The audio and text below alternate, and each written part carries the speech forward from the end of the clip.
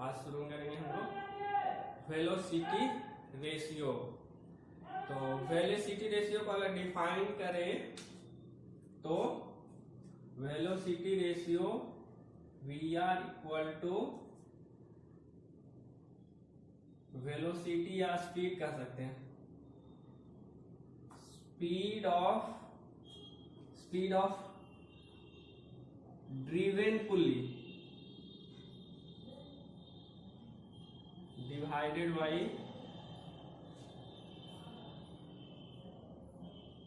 Speed of driver पुली।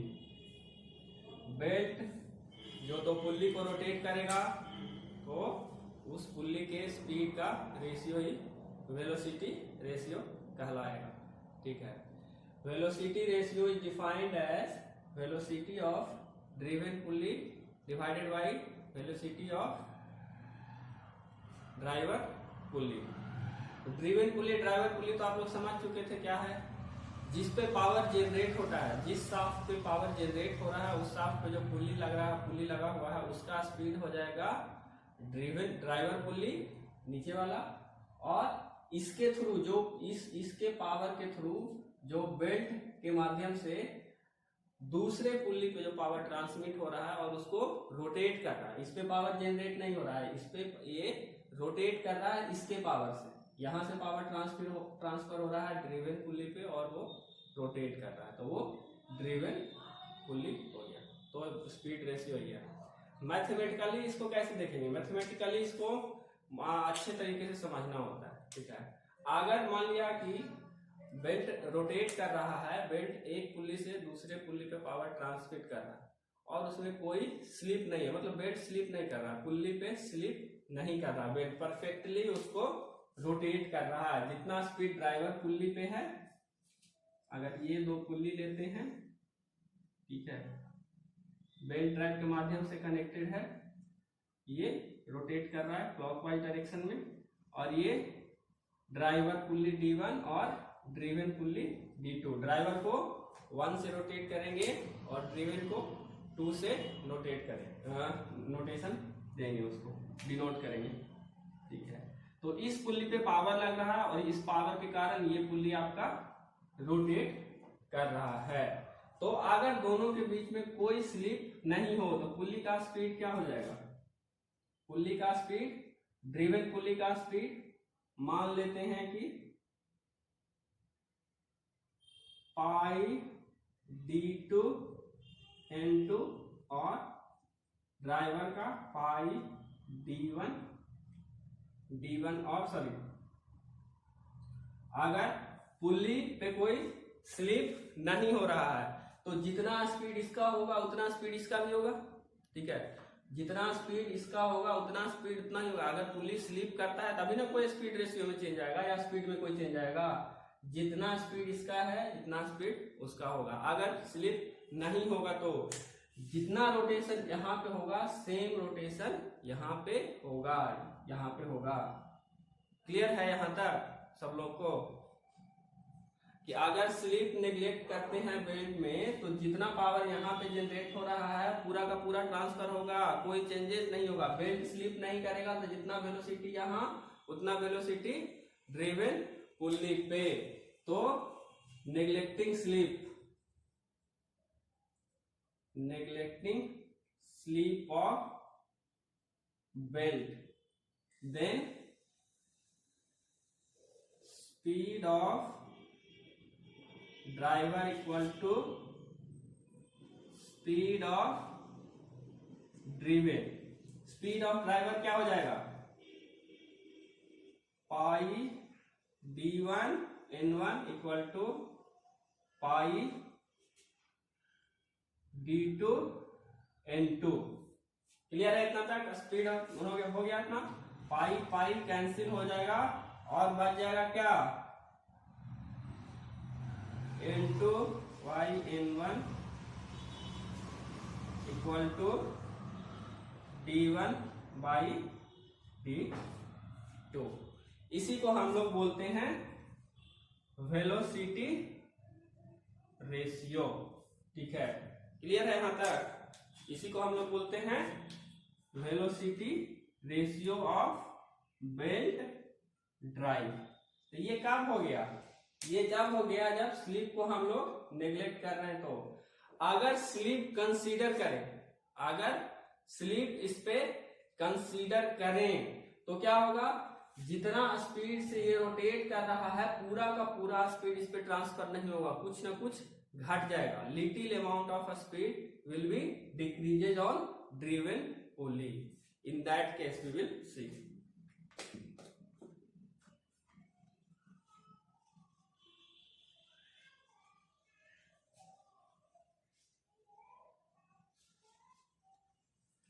जब slip consider करेंगे, जब स्लिप कंसीडर करेंगे तो स्लिप एक पुल्ली पे भी हो सकता है और दोनों पुल्ली पे भी हो सकता है। अगर ये ड्रिवन ड्राइवर है और D2 ड्रिवन है तो सपोज दैट ये बेल्ट और पुल्ली के बीच में स्लिप यहाँ पे S1 हो रहा है और इसके बीच में S2 हो रहा है, स्लिप हो रहा है। दोनों पुल्ली के बीच में थोड़ा थोड़ा स्लिप जनरेट हो रहा है या क्रिएट हो रहा है बेल्ट के क्रीप के कारण या बेल्ट लूज होने के कारण या फिर फ्रिक्शन कम होने के कारण, 3-4 कारण से स्लिप होता है।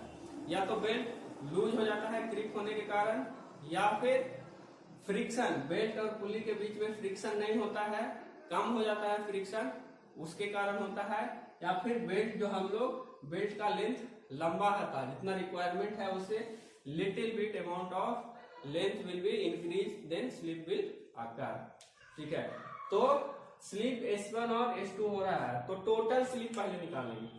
टोटल स्लिप दोनों के बीच में टोटल स्लिप, तो total slip S1 plus S2, total slip निकल गया S दिया हुआ है। जो आप वेलोसिटी रेशियो पे क्या इफेक्ट डालेगा, तो वेलोसिटी रेशियो आपका बदल जाएगा। वेलोसिटी रेशियो जो हमारा N2 बाई N1 आ रहा था वो क्या हो रहा था D1 बाई D2, इसमें मल्टीप्लाइड हो जाएगा इसका परसेंटेज S/100।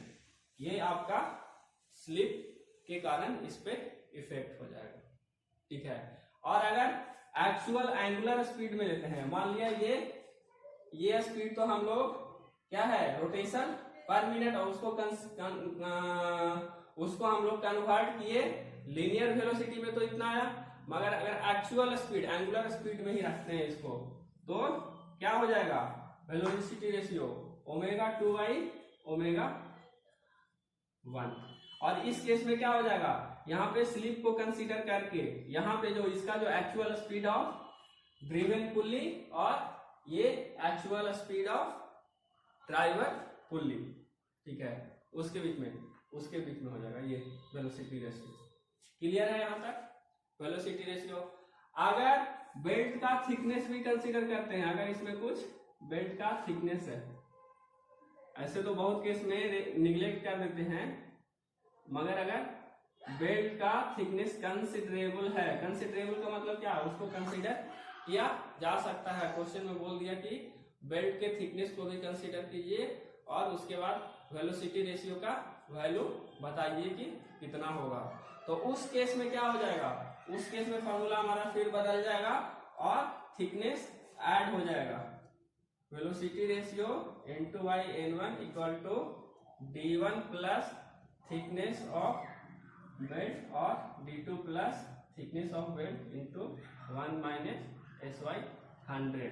तो ये फॉर्मूला क्या हो गया, थिकनेस और स्लिप दोनों कंसीडर किए तो ये केवल स्लिप कंसीडर किए तो, और ये वाला अगर स्लिप और थिकनेस दोनों नेग्लेक्ट किए तो। थिकनेस एक और इफेक्ट पड़ता है इस पे क्रीप का। बेल्ट में क्रीप क्या होता है देखते हैं, क्रीप क्या होता है।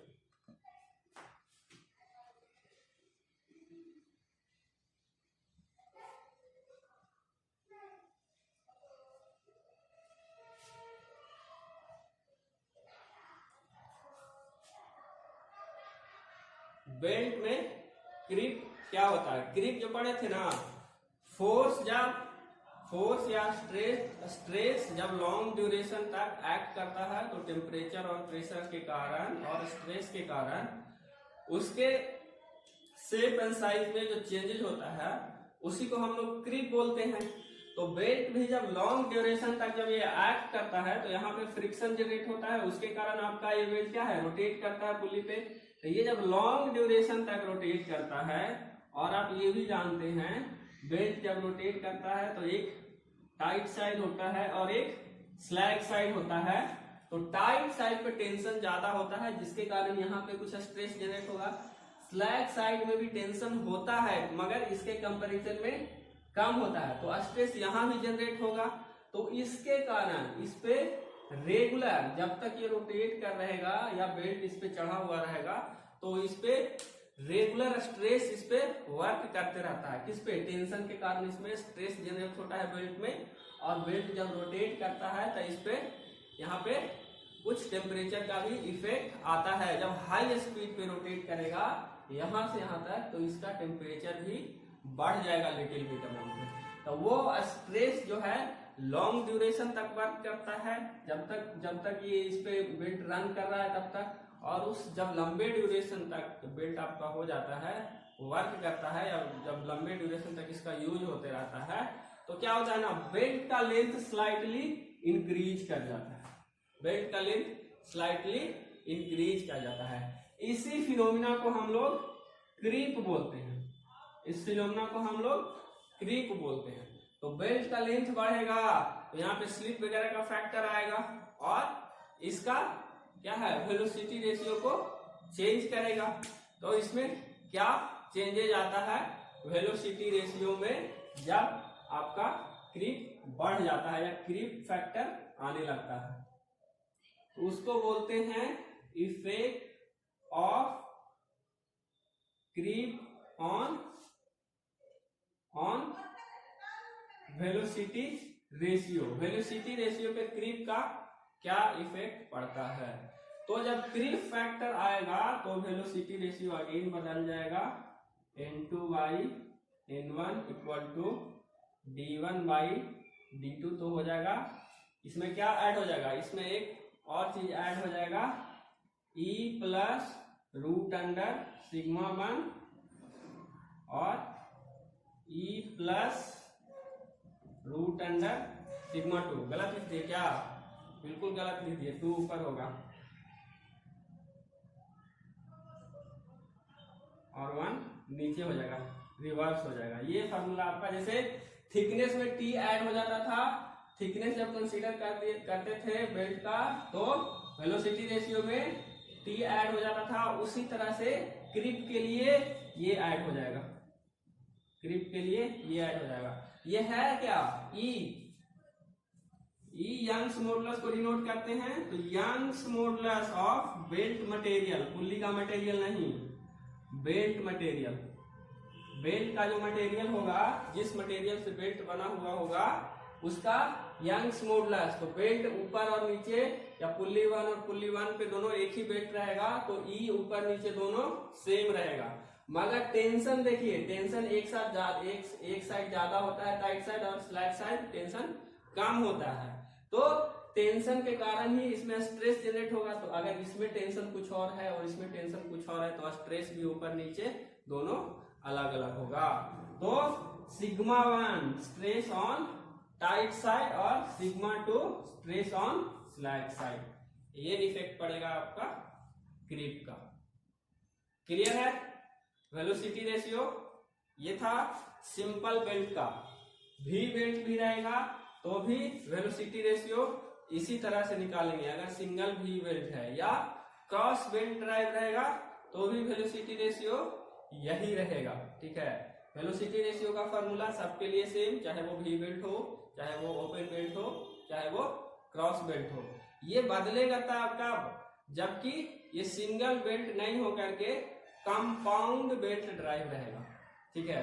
जब कंपाउंड बेल्ट ड्राइव मतलब एक से ज्यादा बेल्ट यूज होगा, पुल्ली का संख्या 2 से ज्यादा हो जाएगा, 4 हो जाएगा, 6 हो जाएगा, 8 हो जाएगा, तो उस तरह के ड्राइव को कंपाउंड बेल्ट ड्राइव, हम लोग इंट्रोडक्शन में देखे थे बेल्ट ड्राइव का, तो उसमें बदलेगा। तो आइए देखते हैं वेलोसिटी रेशियो विया ऑफ कंपाउंड बेल्ट ड्राइव, इसमें ऐड कर देते हैं।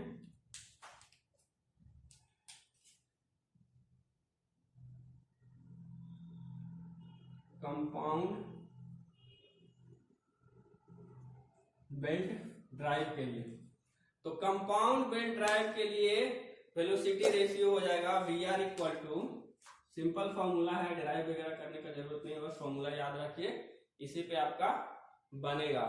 Speed of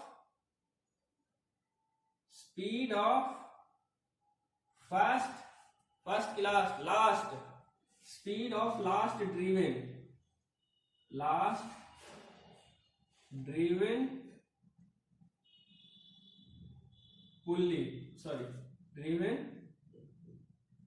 pulley divided by speed of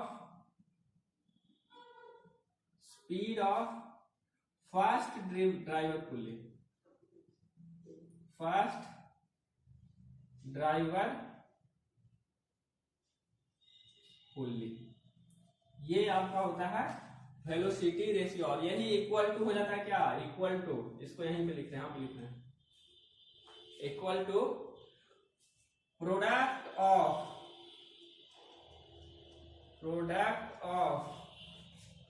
driver diameters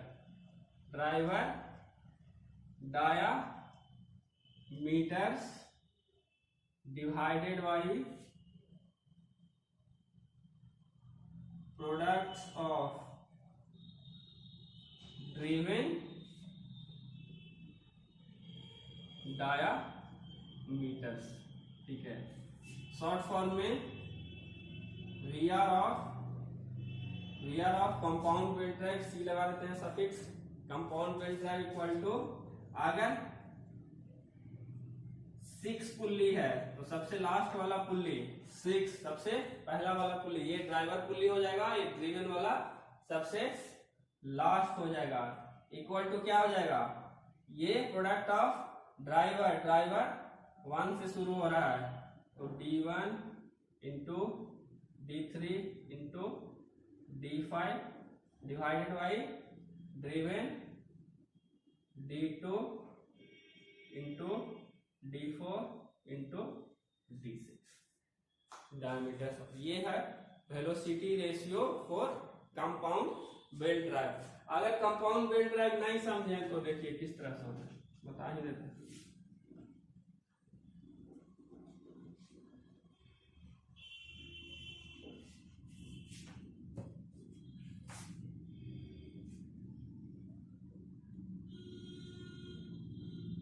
अलग अलग डायमीटर का 3 गो पुल्ली ले लिए, ये किसी शाफ्ट पे रोटेट हो रहा है, सपोज दैट ये ड्राइवर शाफ्ट है, ड्राइवर है तो कुछ ड्रिवन होगा,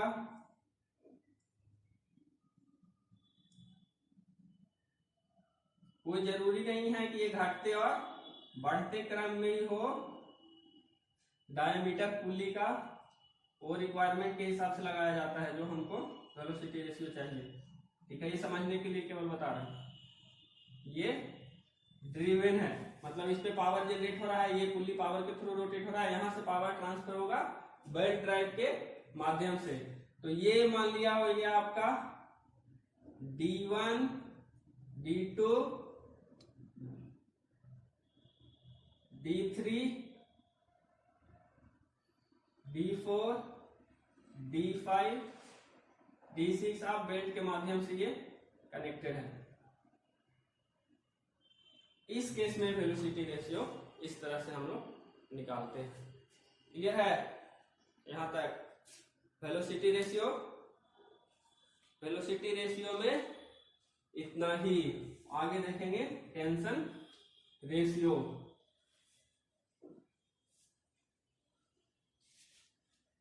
और है वेलोसिटी रेशियो क्या?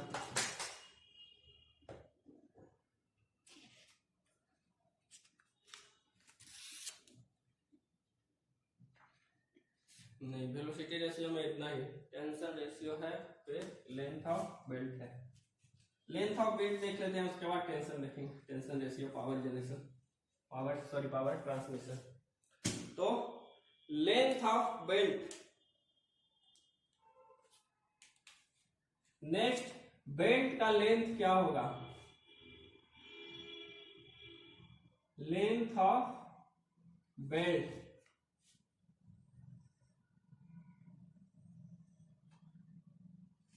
अच्छा इसको बढ़िया से बताते हैं क्योंकि इसमें एंगल ऑफ लैब वगैरह भी आएगा।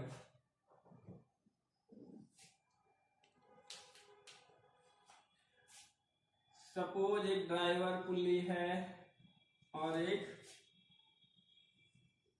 ड्रिवन पुल्ली है, कुछ एक्सिस है इसका।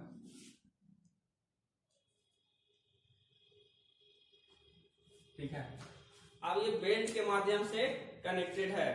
तो सबसे पहले ओपन बेल्ट के माध्यम से लेते हैं कि ओपन बेल्ट के माध्यम से ये आपका कनेक्टेड है। तो ओपन बेल्ट आपका कुछ इस तरह से होता है। सपोज दैट ये क्लॉकवाइज डायरेक्शन में रोटेट कर रहा है, तो ये भी ओपन बेल्ट है, तो दोनों सेम डायरेक्शन में रोटेट करेगा क्लॉकवाइज डायरेक्शन के रूप में। अब देखिएगा जब ये पुल्ली बड़ा होगा और ये पुल्ली छोटा होगा, आइडियल केस ले रहे हैं, ठीक है, आइडियल केस ले रहे हैं, हमको स्पीड रेशियो क्या है, इससे ज्यादा स्पीड इस पे चाहिए, आइडियल केस का ले रहे हैं, ठीक है। तो देखिए जब ये इसका पुल्ली बड़ा होगा और इसका पुल्ली छोटा होगा, तो बेल्ट जब हम इस पे चढ़ाएंगे तो कनेक्शन कुछ बेल्ट का इस प्रकार से होगा कि बेल्ट यहाँ पर ये इसको टच करेगा और यहाँ से फिर ये हटना शुरू होगा। तो जहां से टेंजेंशियल जिस डायरेक्शन में जा रहा है टेंजेंशियल लाइन खींचेंगे और सेंटर से आपको क्या है परपेंडिकुलर डालेंगे। कहां पे, टाइजेंट पे, ये बेल्ट के थ्रू जो टाइजेंट डाल रहा है वहां पे परपेंडिकुलर डालेंगे, ठीक है। सिमिलरली इस साइड में तो ओपन बेल्ट के माध्यम से कुछ इस तरह के, ये सेंटर पे टच नहीं करेगा क्योंकि पुल्ली इधर छोटा है, तो कुछ ना कुछ ये टेंजेंट होगा, कुछ ना कुछ ये एंगल के थ्रू होगा। तो ये एंगल के थ्रू होगा, अगर ये टेंजेंट होता तो सीधे चला जाता, तो अगर दोनों पुल्ली सेम रहता तब तो ये यहाँ पे आता और एक डायमीटर पे टच करता, मगर वो डायमीटर पे नहीं होगा, कुछ ना कुछ इसका आगे होगा। क्यों? क्योंकि ये पुल्ली का डायमीटर छोटा है कंपेरिजन तो इसका। सिमिलरली इसमें उल्टा हो जाएगा, इसमें इधर चला जाएगा, ये जो टेंजेंट हो जाएगा इधर चला जाएगा, ठीक है। और इसके बीच में जो एंगल बन रहा है यहाँ डायमीटर से ये परपेंडिकुलर के बीच में जो रेडियस जो हम लोग खींचे इसके बीच में एंगल बन रहा है, सपोज दैट इसको अल्फा माने, दोनों तरफ सेम आएगा, ये अल्फा माने, ठीक है। ये तो आप लोग 10th में एक थ्योरम पढ़े होंगे कि ये टेंजेंट जहां पे मीट करता है, जहां पे ये मीट करता है तो ये एंगल डबल हो जाता है, टू अल्फा, ठीक है। और इसी टू अल्फा को हम लोग एंगल ऑफ बेल्टिंग बोलते हैं, टू अल्फा, ये हो जाएगा एंगल ऑफ बेल्टिंग का नाम देते हैं। क्लियर है? एंगल ऑफ बेल्टिंग किसको देते हैं। और ये जो एंगल बनता है आपका, ये जो एंगल बना इसको अगर हम थीटा नाम देते हैं तो ये थीटा हो जाता है क्या, एंगल ऑफ लैब या कांटेक्ट, एंगल ऑफ लैब और कांटेक्ट थीटा को बोलते हैं। क्लियर है? क्योंकि ये कभी कभी ये रहता है अल्फा क्या है और थीटा क्या है, कभी कभी तो निकालने के लिए पूछ देता है, तो इसका फॉर्मूला भी है आपको। जब बेल्ट लेंथ का जब निकालेंगे ना बेल्ट का, तो उसमें दोनों का यूज होगा, अल्फा का भी और थीटा का भी। अगर दिया हुआ है डायरेक्टली तो ठीक है, अगर नहीं दिया हुआ है तो दोनों को निकालना पड़ेगा। दोनों को निकालने का फॉर्मूला है, पहले एंगल ऑफ बेल्टिंग निकालते हैं और इसी एंगल ऑफ बेल्टिंग से आपका एंगल ऑफ लैप या एंगल ऑफ कांटेक्ट निकल जाता है, ठीक है ना। तो ये आपको समझना जरूरी था, इसलिए बता दिए कि एंगल ऑफ बेल्टिंग क्या है, ये अलग होता है, और एंगल ऑफ लैप या एंगल ऑफ कांटेक्ट क्या होता है, ये अलग है। दोनों को सेम मत मान लीजिएगा, दोनों अलग अलग है। क्योंकि एंगल ऑफ लैप बेल्टिंग क्या होगा, ये बेल्ट टेंजेंट जहां पे जो मीट कर रहा है उसका एंगल हो गया वो एंगल ऑफ बेल्टिंग। ये टेंजेंट, ये बेल्ट जो ऊपर से कर्व जा रहा है और ये कर्व जा रहा है, जहां पे मीट करेगा और जो एंगल बनाएगा वो आपका एंगल ऑफ बेल्टिंग कहलाएगा। और एंगल ऑफ लैप क्या आपका ये कहलाता है, ठीक है। अब लेंथ ऑफ बेल्ट क्या होता है, तो length of belt, angle of belting समझ गया। लेंथ ऑफ ओपन बेल्ट के केस में डायरेक्ट फॉर्मूला है L equal to pi into R1 plus R2 plus 2x plus R1 minus R2 का whole square divided by x। अब x क्या है, ये जो x दो जगह आया तो x सेंटर डिस्टेंस, एक्सिस के बीच में जो डिस्टेंस हुआ दोनों पुल्ली का, ड्राइवर और ड्रिवन पुल्ली के बीच में हुआ, इसको डिस्टेंस को x बोलते हैं। किसी किसी बुक में c से भी डिनोट किया है सेंटर डिस्टेंस, तो x या x से डिनोट करेंगे या c से डिनोट करेंगे। किसी किसी बुक में c से भी डिनोट किया है, किसी किसी बुक में x से, हम x लेके चल रहे हैं, ठीक है। तो x हो गया सेंटर डिस्टेंस। इसी को अगर डायमीटर में, ये रेडियस क्या हो गया, ये रेडियस ड्राइवर पुल्ली का रेडियस और R2 ड्रिवन पुल्ली का रेडियस, इसी को अगर डायमीटर के फॉर्म में ले जाए तो pi by 2 d1 plus d2 plus 2x plus d1 minus d2 divided by 4x। Whole square शायद नहीं है, स्क्वायर होगा, एक बार मिलाना पड़ेगा, हम कंफ्यूज हो रहे हैं। अच्छा देख सकते हैं, होल स्क्वायर ही लिखे हैं। एक बार इसको, ये डाउटफुल है, थोड़ा सा क्लियर कर देंगे नेक्स्ट क्लास में। ये होल स्क्वायर होता है या आर स्क्वायर, जहां तक याद पड़ रहा है कि होल स्क्वायर नहीं होगा, होल स्क्वायर होगा। अच्छा अभी होल स्क्वायर लिखते हैं, नोट्स में हम होल स्क्वायर लिख के रखे हैं, थोड़ा सा हमको डाउट हो रहा है। नेक्स्ट क्लास में इसको क्लियर कर देंगे, थोड़ा सा आपको डाउट हो रहा है। ऐसे आप लोग गूगल पे भी देख लेना लेंथ ऑफ बेल्ट क्या होता है बुक में, देख ही लें, 1 मिनट रुको, देख ही लेते हैं, क्लियर कर लेते हैं।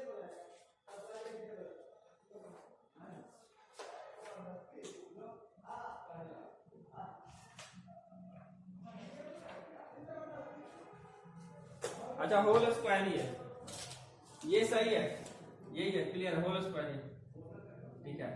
ये लेंथ ऑफ बेल्ट, आप इसी में जब बेल्ट ओपन नहीं होकर के क्रॉस बेल्ट ड्राइव रहेगा तो कुछ नहीं, सिंपल फॉर्मूला है, क्रॉस बेल्ट ड्राइव रहेगा तो कोई चेंजेस नहीं, बस ये माइनस की जगह पे प्लस हो जाएगा। ये क्रॉस बेल्ट ड्राइव का लेंथ, क्लियर है।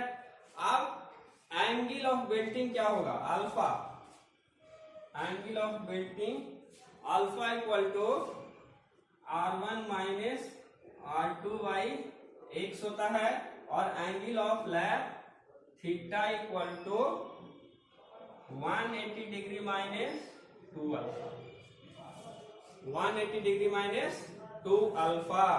ये अल्फा अगर निकल गया तो इसको 2 से गुना कर देंगे तो एंगल ऑफ बेल्टिंग निकल जाएगा, ठीक है। और एंगल ऑफ बेल्टिंग 180 में से एंगल ऑफ बेल्टिंग हटा देंगे तो एंगल ऑफ लैप हमारा निकल जाएगा। तो इतना फॉर्मूला आप लोग याद कर लीजिएगा। बाकी नेक्स्ट क्लास में हम लोग देखेंगे टेंशन रेशियो और पावर ट्रांसमिशन के लिए जो formula, power transmitted through belt, इसका फॉर्मूला देखेंगे। फिर सेंट्रीफ्यूगल फोर्स का क्या इफेक्ट आएगा, वो कैसे इफेक्ट डालता है पावर ट्रांसमिशन पे, वो देखेंगे नेक्स्ट क्लास में हम लोग। और जब पूरा फॉर्मूला हम लोग का क्लियर हो जाएगा तो फिर हम लोग न्यूमेरिकल देखेंगे और बेल्ट ड्राइव खत्म, फिर हम लोग गियर ड्राइव पे जाएंगे। तो आई गेस 2 क्लास और लगेगा, 2 क्लास में आप लोग को बेल्ट ड्राइव पूरा खत्म हो जाएगा। उसके बाद 4-5 क्लास में आपको गियर ड्राइव, ठीक है। नेक्स्ट वीक तक कोशिश करेंगे कि अगला पूरा सप्ताह में आपको यूनिट 4 पूरा क्लियर कर दें पावर ट्रांसमिशन, ताकि आपका 12 से 14 नंबर एग्जाम में कंप्लीट हो जाए, ठीक है ना। तो ये हम लोग देखते हैं। और असाइनमेंट आज भेजेंगे शाम तक, असाइनमेंट यूनिट 1 का, और वो लोग आप लोग क्लियर कर लीजिएगा बना करके PDF में हमको पर्सनली व्हाट्सएप पे आप लोग भेज दीजिएगा, ग्रुप में शेयर करेंगे, ठीक है। अभी आप लोग का अटेंडेंस थोड़ा सा हम ले लेते हैं, आप लोग सब लाइन पे ही रखिएगा।